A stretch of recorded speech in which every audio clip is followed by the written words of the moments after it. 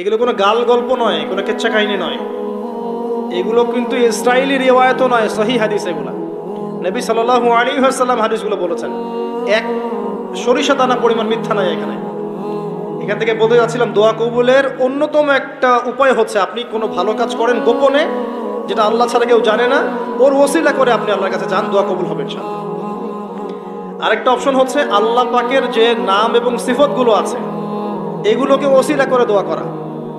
যেমন, আল্লাহ তোমার রহমান নামের ওসিলায় আমি তোমার কাছে দয়া চাচ্ছি, তোমার আল গফুর নামের ওসিলায় আমি ক্ষমা চাচ্ছি, তোমার আর রাজ্জাক নামের ওসিলায় আমি রিজিক চাচ্ছি, ওয়াহাব নামের ওসিলায় আমি সন্তান চাচ্ছি, ইত্যাদি। কথা কি বুঝতে পারছেন? যে নামের সাথে যে বিষয়টা যায় এটা ওসিলা করে আপনি দোয়া করলে ইনশাআল্লাহ তাআলা আপনি আপনার ফলাফল পাবেন। আর একটা সবচেয়ে বড় অস্ত্র শিখিয়ে দিচ্ছি, এটা আমি কাউকে শিখাইনি আজ পর্যন্ত, আজকেই প্রথম। এবং আমি আমার জীবনে দেখেছি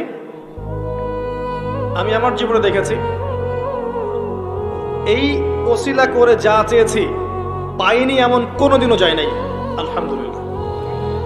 আমি সম্পূর্ণ আল্লাহ পাকের কৃতজ্ঞতা এবং শুকরিয়া আদায় করছি। এইটা ওসিলা করে আমি যা চেয়েছি আমি সারা জীবনে তাই পেয়েছি।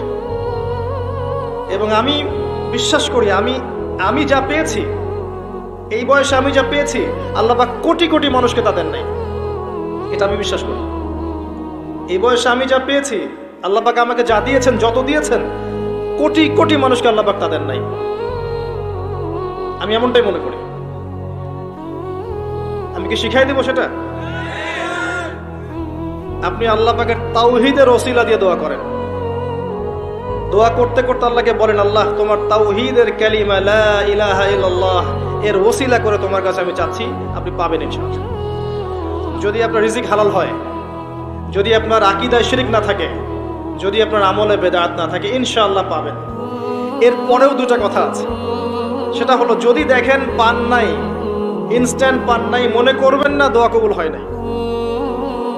এমনও দোয়া আছে যে আমি 10 বছর থেকে করছি এখনো পাইনি।